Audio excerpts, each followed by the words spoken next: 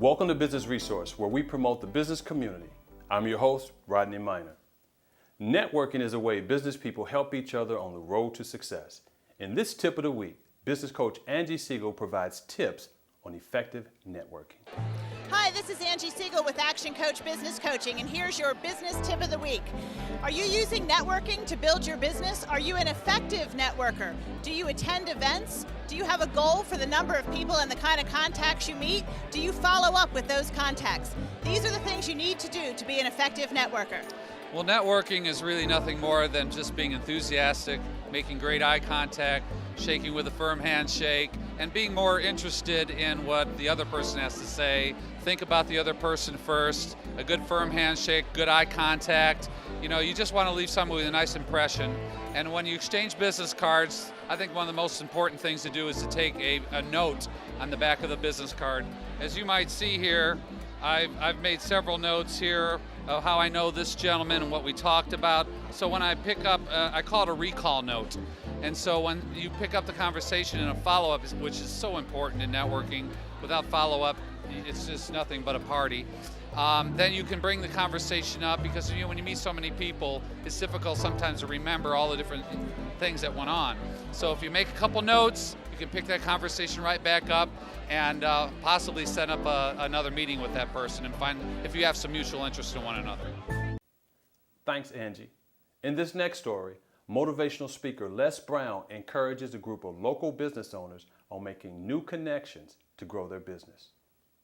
Okay, now, so you got to take personal responsibility to make this happen. Write this down. You got to take personal responsibility to do research, to develop yourself, and to create new connections. The relationships that you now have has gotten you where you are right now. You got to create some new connections. Here's something I found out. If you attend and you got people sucking your energy, coming to you and you're always advising, you're always giving, you're always the go-to person, you're no longer a 10. You're a 7, maybe a 6+, but if there's nobody pouring into you and everybody's learning from you, you're the smartest one in the group, your value and your impact has diminished because you have not replenished yourself. In order to change your life, ladies and gentlemen, you have to make a radical change in your thinking. A radical change. 99.5 won't get it. Why? 9 out of 10 of our choices are made out of the unconscious mind. The reason that you have to listen to motivational messages on a regular basis, studies indicate, just came out 3 weeks ago, 70% of our negative thoughts and doubts go undetected by the conscious mind. Here's why people are stuck. Write this down. Number one, most people don't know what they have going for them. They didn't talk about that. That's why people commit suicide. They don't know what they have going for them, so they take a permanent solution for a temporary situation. That's why I procrastinated for 14 years. Here's the second reason why people are stuck and why it's important that you invest in yourself and get choosing your future. They don't know how to make money with what they know. That's the second reason why people work on jobs that they hate. 86% of Americans go to jobs that they hate. Why? Number one, they don't know what they have going for them. That's why I went. I said, well, I got a mortgage note, I got a family, I got a car note. Then I did not know how to make money with my gift. How many like to learn how to make money with your gift? Raise your hands, please. Good. That's why you should get choosing your future. Here's the third reason why people are stuck. They don't know how to get access to the people that will pay them for what they know. That's what it boils down to. You work on a job when you don't know what you have going for you, as I did not know, and you don't know how to make money with it, and you don't know how to get access to the people that will pay you for what you know. Hello, I'm Douglas Edwards of Mission of Love Charity located in Capitol Heights, Maryland. We are coming to you today asking if you would donate to our nonprofit. We're in need of food, clothing, furniture, and items that an individual could use to set up their own apartment. If you're interested in donating, please contact us for pickup at 301-333-4440. Thank you for your contribution. Welcome back. In coming weeks, Business Resource will sit down with remarkable women who run regional chamber of commerces. Our first, Rhonda Slade, President and CEO of the Prince George's Chamber of Commerce. My first full year, I guess, as CEO, and we really have been involved legislatively and with a lot of things that happened in Annapolis. Got an opportunity to testify in Annapolis on House Bill 923, which was signed into law, which of course shortens the amount of time that it takes for MBE certification to be processed. That will be a great help for a lot of minority business owners throughout the state. We held several events to give opportunities for our members to connect and to network. To create jobs, to save jobs, and to improve the conditions and the quality of life that allow our businesses, large, small, family-owned and publicly traded, to be able to create jobs. But we also launched a new series of events this year called Political Impact, and those have really been effective in allowing the current elected officials to meet and to talk with the business community and vice versa. And continuing our Business Success Series, which was something that we started this past year. It's been very successful. It's held in the office. We always go to Annapolis to interact with our legislators, and so we took another bus. First Priority Trailways provided bus service for us to get to Annapolis and interact and network with the legislators. We had a packed house. It was another great event. You know, we just pretend it's just going to go away. We're going to wake up one day and it's just going to all snap in place, and it doesn't happen that way. And of course, our women's conference. This was the first year that we've done that, Spring Fling Women in Business, and it was an all-day session at the Newton White Mansion where we had women speakers from different areas throughout the state and come out to speak to other women business owners, and it was and women in business, and it was really an empowering and uplifting day. We are proud of the fact that this year we did have over 150 new members to join us. A couple of notables that are focused on the whole job creation piece would be Ackerman Security. They've come in to the county and brought plans to hire close to 200 new people within the next 6 months, as well as Wegmans, which will be opening in October of 2010, and they've already begun the hiring process, as well as the small businesses that have just begun this year, because a lot of people, a lot of the new members that have joined us are brand new businesses, and we're excited about their faith and their hope to move forward, and we're here to help them to continue to grow. Great story. You'll be hearing more about other remarkable women in the region. As business owners, we're all looking for ways to increase sales. Shay Brown, President of Partners in Learning, a sales training and personal development coach, outlines a strategy to help you achieve your sales goals. It's a great day. My name is Shay Brown. Today I'm going to share 3 fundamental ways to increase your sales results. This is the philosophy of our company. It's what we believe, it's what we teach, and it flat out works. And it comes from working with literally thousands of sales professionals in countless companies. But it boils down to 3 fundamental ways. And here they are: the inner game, the outer game, and action. Here's a one-sentence definition. The inner game is the mental side of success. It's your belief systems. It's your comfort zone. It's how you deal with the fear of rejection. It's truly your mindset. And then the outer game, that's the tactical side of selling. In selling, it really boils down to what you say, when you say it, and how you say it. And then the third fundamental way to increase your sales results is action. And action is just moving yourself to follow through and do all those things that you know you should do in your business. It's a great day. My name is Shay Brown. Hello, I'm Douglas Edwards of Mission of Love charity located in Capitol Heights, Maryland. We are coming to you today asking if you would donate to our nonprofit. We're in need of food, clothing, furniture, and items that an individual could use to set up their own apartment. If you are interested in donating, please contact us for pickup at 301-333-4440. Thank you for your contribution.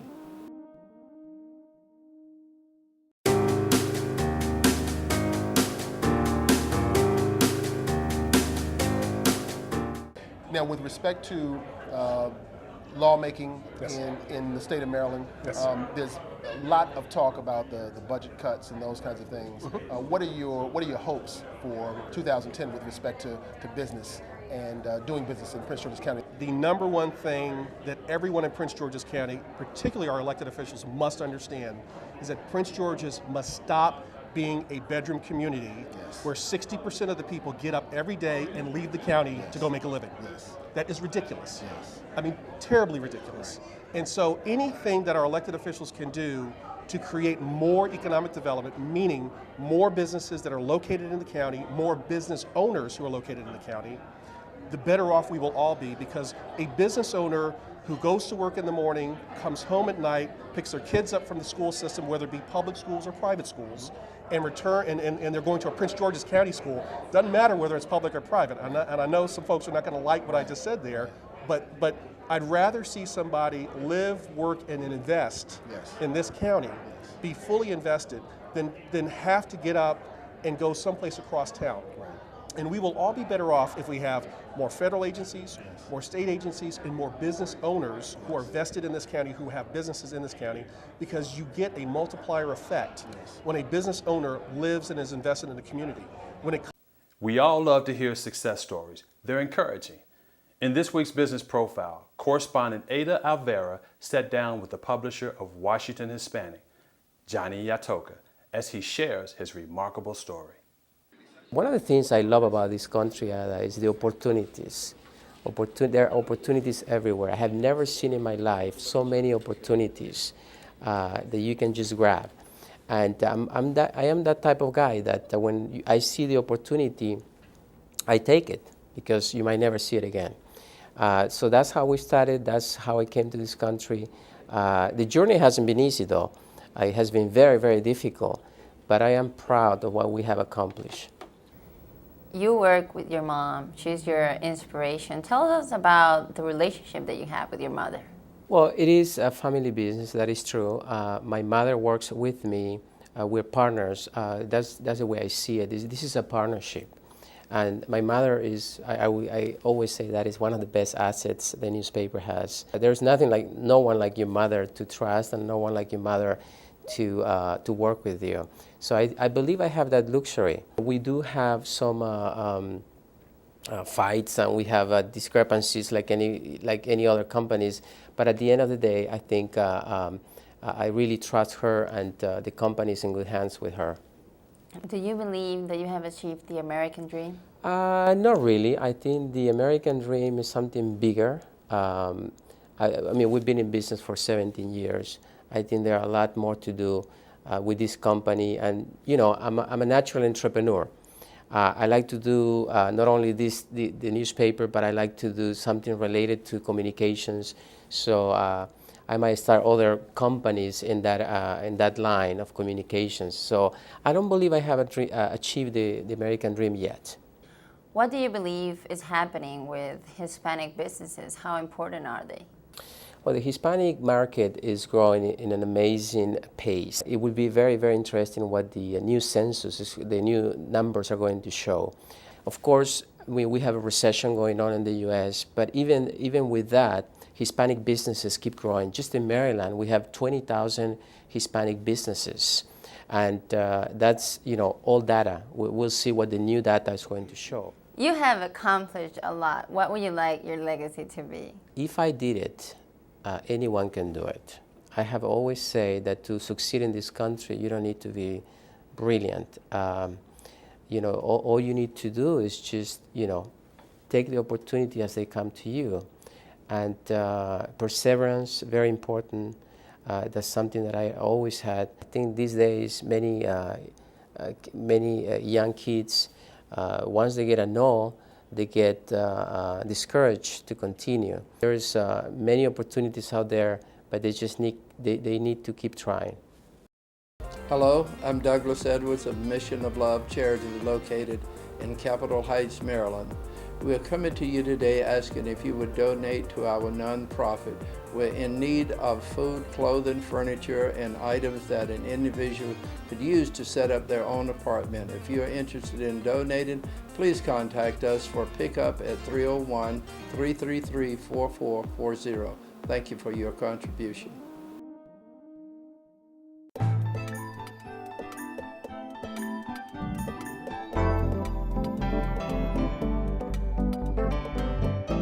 Mary Grace Pius with Financially Focused Inc. is one of our presenters today. Welcome, Mary. Thank you so much. Tell us about your session and what you'll be speaking on. My session will talk about empowerment steps, whether you're in business or in your personal life, that you could use to take your life to the next level.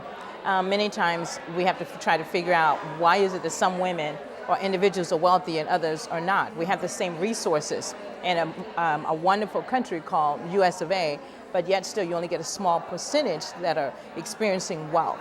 I also define what wealth is, you know, the difference between income and wealth, and income and net worth. But I also talk about my definition of wealth. It's not just about money. It has to do with peace of mind, a relationship with your creator, having great health.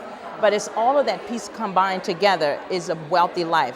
But the finances is the one thread that goes through all of it. Choosing to do nothing is still a choice about your finances.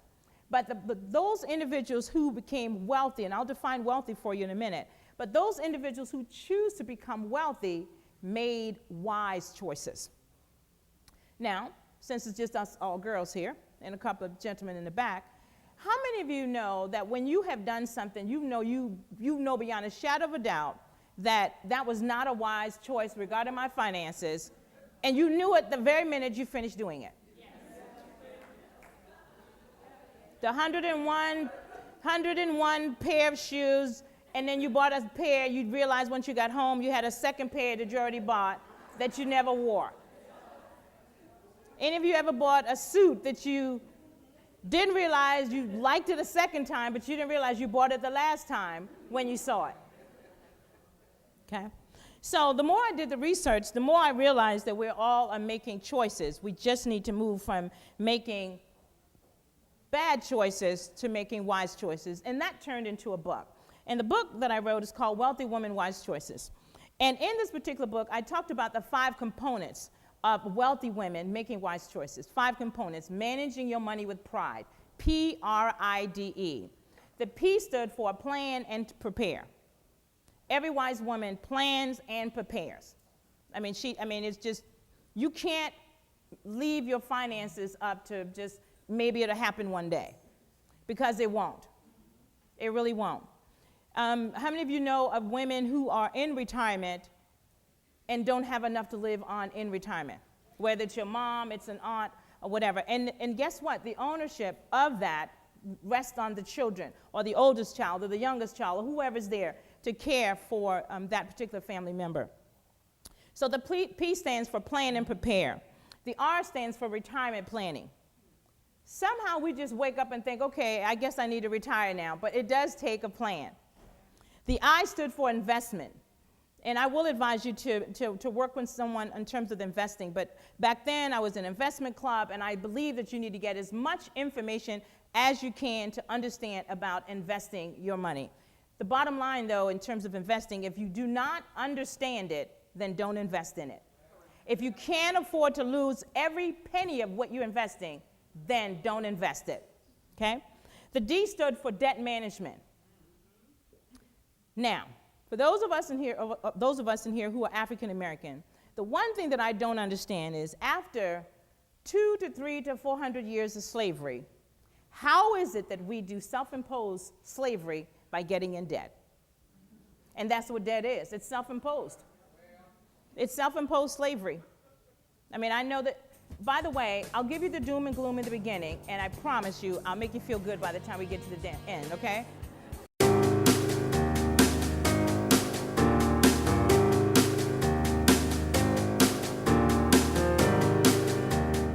Giving back. I actually speak often. I'm usually speaking to groups, large groups. I go to organizations and speak, but I also speak in the community. I was just yesterday talking to a group of young girls at the Mary J. Blige Center on self-esteem. I think that we each our young folks need to hear from us. And they need to have role models, whether they've had them in their life or not. They need to know that they can be successful no matter where they are right now. So as a poor girl from the Bronx, New York, if I can do it, I think that anyone else can as well. And so giving back for me is doing just that, letting young women know that they can do whatever they want to do, but they have to work hard in order to do that. I've been a practicing attorney for 27 years. During that time, I've mentored over 200 young women who wish to enter law school and have assisted them throughout their law school experience, and also mentored them one-on-one to help pass the bar exam on whatever state they find themselves. I also have recently stepped down as chair of the board of the New York Women's Foundation. We raise and then give away in grants $3.3 million every year to fund 60 women-founded, women-led organizations that serve families in the 5 boroughs of New York City. So it's a great privilege to give back in that way. Unlike Marsha and Rhonda, not a club person, not an organizational person, but I do mentor young people on a one-to-one basis. And I feel giving back is actually one of the reasons why I really wanted to write this book, be a co-author to our book, is a way of giving back to the community. And as a result of this book, it's opened up many other doors and many other opportunities for me to give back. I am especially interested in giving back to the college community. Young people, I really can't wait until we do our, historically black college tour, because I really think young people who actually are our future leaders. They're the next in line. And that's one of the reasons we wrote this book.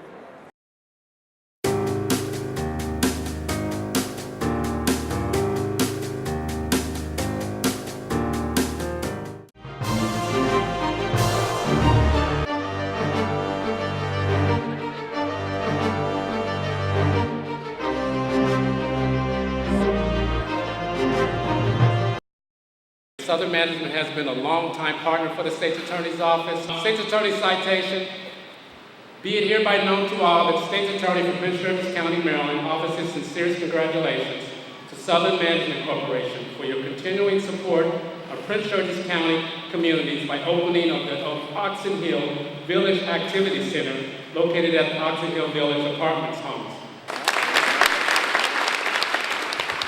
It's an exciting day for Oxon Hill Village. And it's an exciting day, I think, for Oxon Hill community, the greater community. Southern's a different kind of landlord. You guys probably call us landlords. We manage buildings by investing in our people. Next week is July 1st, which is the 45th anniversary of my being unemployed. Southern Management, it wasn't called Southern Management, but the roots of what we are today started in July of 1965 when I was young. And it started right here in Prince George's County in Greenbelt. Our first community was Lakeside North, which we still own today. And I was thinking that this little escapade here, this Oxon Hill Village Activity Center, cost about twice as much as 276 apartments did in 1965. Around smile. Around turn the camera. All right.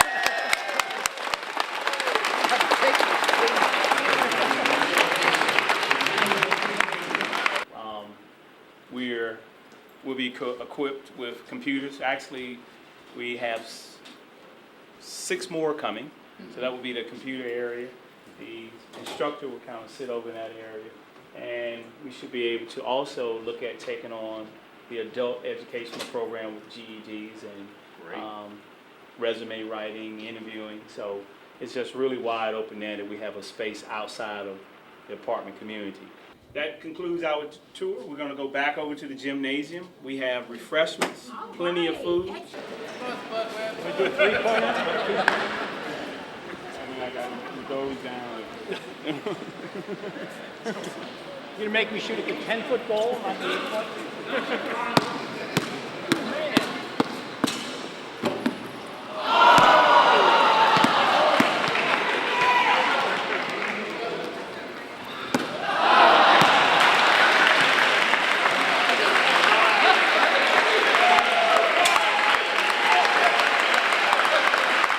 Hello, I'm Douglas Edwards of Mission of Love charity located in Capitol Heights, Maryland.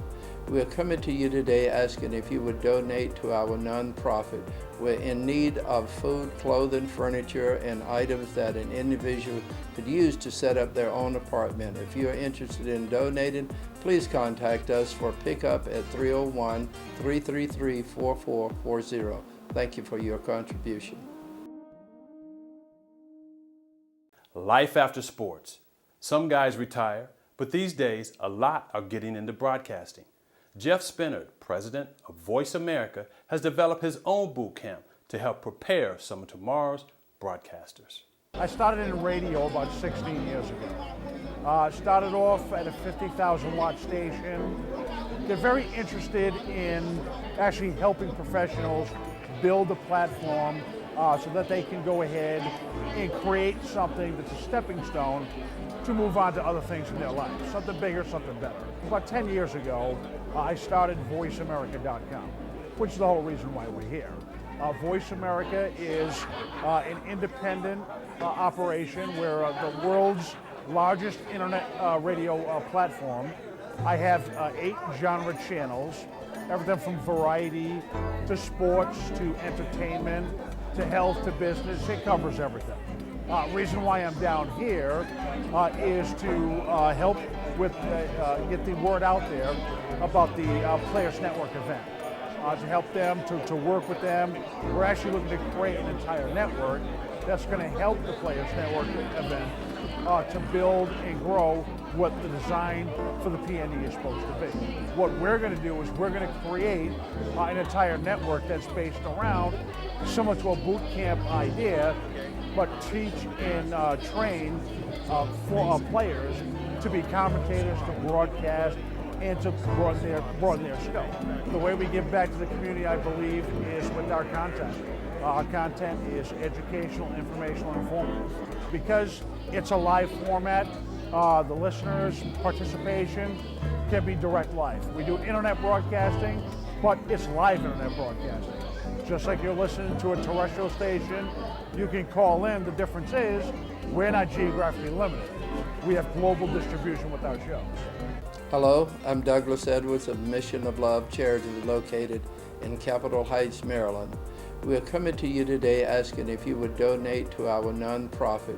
We're in need of food, clothing, furniture, and items that an individual could use to set up their own apartment. If you are interested in donating, please contact us for pickup at 301-333-4440. Thank you for your contribution.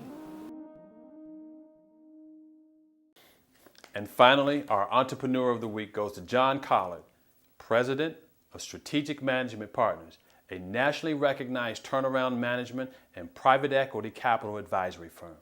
Recently, SMP was recognized as the 2010 Business of the Year by the Prince George's Chamber of Commerce. This is a true honor. I mean, whenever you are singled out from all other companies in a particular year for what you've done, it means the world. It means a great deal of accomplishment. Strategic Management Partners was founded in 1988, so we're about 21, 22 years old. And your first assignment normally becomes one that is in trouble that you're turning around. Mine happened to be a public company. It was NASDAQ traded. I went in as the CEO and president of that company, and we were successful. We're going to continue to turn around companies, help save jobs, help recover investment and assets for those who are under peril. We're going to also help the private equity community, not only in their investing in perhaps distress, but recovering, bad investments. We purposely do not grow. My company purposely does not grow. My clients will grow because I want them to recover, and I want them to grow. I don't want a lot of turnaround people in my firm. I want to stay purposely small. Congratulations, John. That's our show. We hope you enjoyed Business Resource, where we promote the business community. We look forward to you being here with us next time, here on Business Resource.